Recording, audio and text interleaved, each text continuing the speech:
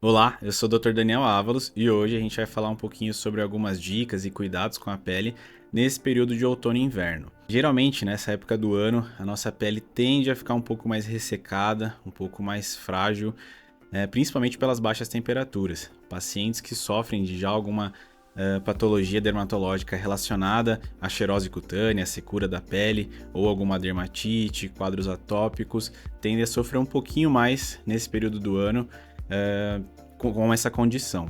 É importante a gente sempre estar reforçando a avaliação com o dermatologista, com o profissional que acompanha esse paciente, ajustar a rotina de skincare, de cuidados com a pele desse paciente.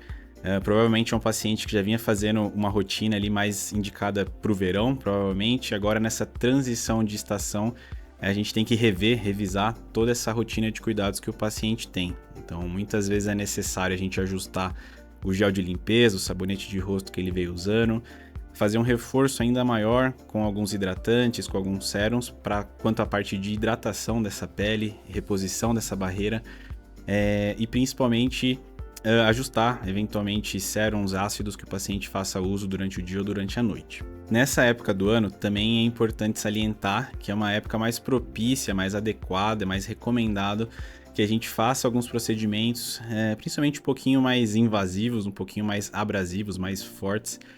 Então é uma época do ano na qual a gente consegue fazer alguns peelings com uma maior frequência, uma maior segurança, visto que vai ter uma menor exposição ao sol, à luz, ao calor.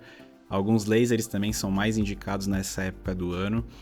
E tudo isso deve ser avaliado em conjunto com o paciente para complementar essa rotina que ele já vem fazendo de cuidados com a pele, de qualidade de pele, e para ver se realmente alguma coisa encaixa mais nesse sentido quanto a procedimentos. Geralmente também nessa época do ano a gente acaba tendo o hábito de aumentar um pouquinho a temperatura durante o banho, às vezes até aumentar a frequência dos banhos, e quanto a isso a gente tem que ter um pouquinho de cuidado.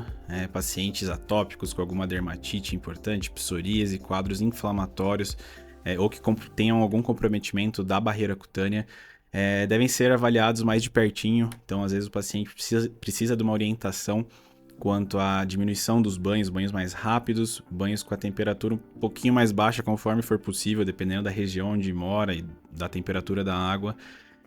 Banhos mais quentes e demorados tendem a prejudicar um pouco mais a camada superficial da pele, a barreira da pele, pode agravar, inclusive, alguma patologia que o paciente já tenha de base. Então é importante passar essas dicas. Reforçar a hidratação, muitos pacientes às vezes já não hidratam a pele ou hidratam muito pouco. Nessa época do ano a gente tem que hidratar ainda mais, várias vezes ao dia, se possível. E a principal hidratação da pele, vamos dizer assim, o principal momento que o paciente tem para fazer isso é imediatamente após o banho. Ainda no calor do banheiro, com o corpo ainda úmido, essa é a melhor hora. O hidratante já tem uma ação ali um pouquinho mais potente para já absorver a água e evitar qualquer quadro de desidratação ou de pele seca. Também nessa época do ano, alguns pacientes, principalmente pacientes com manchas, quadros de hipercromias, melasma, acabam se beneficiando um pouquinho da época do ano em função da utilização de ácidos que a gente pode pesar um pouquinho mais a mão, ajustar um pouquinho as concentrações, principalmente em manipulados, que esse paciente faça uso. Então, geralmente a gente faz um tratamento mais intensivo, mais clareador e reparador da barreira nessa época do ano. E vale lembrar, ainda assim, que mesmo a gente estando numa época com a temperatura um pouquinho mais baixa, com um pouquinho mais de vento também, com alterações de umidade, é importante manter o reforço da proteção solar, do fotoprotetor. Muitos pacientes acham que no período de outono e mais para o inverno podem acabar não passando protetor, ou passando uma quantidade menor, ou não reaplicando, mas isso deve ser mantido, o uso correto do protetor, com reaplicações durante o dia, na quantidade correta. Isso é indispensável.